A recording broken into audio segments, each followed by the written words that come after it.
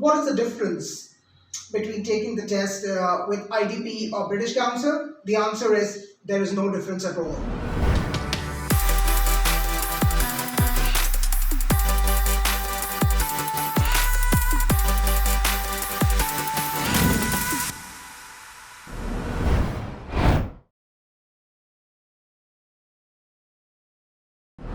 Hello everyone and welcome back to our YouTube channel iSchoolPrep.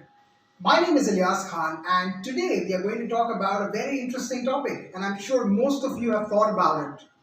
And that topic is IELTS or IELTS. Now, what is IELTS? To begin with, it stands for International English Language Testing System. That's the full form, yes. So the question is, what is it? It is a test, it is an exam. There are thousands of things that come to your mind, right? So it is indeed an English proficiency test for non-native speakers. But that does not mean that native speakers cannot sit the test, but ideally it is for non-native speakers to test them on their English proficiency skills. That's what IELTS is. Everything else that you've heard about it, let it go. It's as simple as this. A little bit of history about IELTS. It was created by Cambridge University and there are two major institutions in the world that conduct the IELTS test. It is IDP or IELTS Australia and the British Council. What is the difference between taking the test with IDP or British Council? The answer is there is no difference at all. Absolutely no difference. These are just two entities who operate in different parts of the world. So if you've heard things like, oh, I need to take it through IDP because it's easier, I'll get better marks or better bands or better scores. If I take it through British Council, well, that's all false. You take it through IDP, you take it to British Council, they will evaluate you exactly on the same parameters.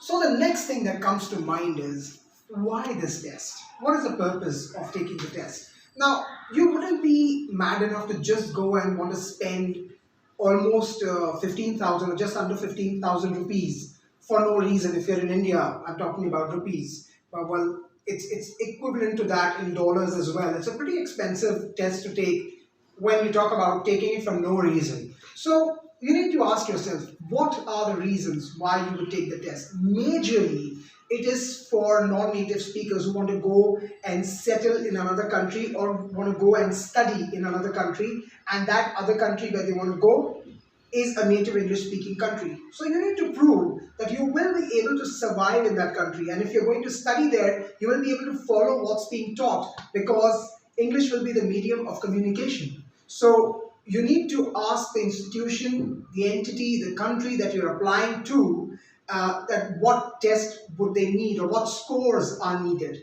Now, when you talk about IELTS, there are two types of tests. One is academic, the IELTS academic test, and one is IELTS general training. So IELTS academic, as the name suggests, is for academic purposes where you would sit that test if you want to study abroad majorly. And IELTS General is for those people, again, majorly or mostly, who want to work or settle abroad. Like if you want to apply for PR or if you want to work in another country, that's when you will be sitting for the IELTS General Training Test. Again, there are two ways of taking each of these. Either you opt for the pen and paper method or you opt for the computer delivered method. The same question comes to mind again. What the difference between the two is? Again, there is no difference at all. Well, which one should I sit? What should I do? Well, ask yourself. If you are someone who's comfortable on the computer, who has decent enough typing speed, and who is fine with a computer, even in a test situation, take the computer-based test. If you are someone who likes writing it down physically using a pen or a pencil, well, pen and paper method is for you. Now, how does the scoring work? So IELTS scores are based on band scales. So it's band 1 to 9. Some people say it is band 0 as well, but not really. 0 is only given to you once you book the test, but you don't really appear for the test on exam day. That's when you will be awarded a band 0. That doesn't mean you are a 0. It's just a code. And band 1 to 9, 9 being the best. So you are evaluated on each of the four skills individually, which is listening, reading, speaking, and writing. So you will get your individual scores on a scale of 1 to 9, and on an average of all these four, you will also get an overall band. So that's how the scoring works. And the computer delivered test offers you results a little quicker as compared to the pen and paper method. You will see your results within 4 to 5 days approximately. And for the pen and paper method, you will see your scores just under 2 weeks, between 12 to 14 days. And I was just talking about the four skills that you're tested on.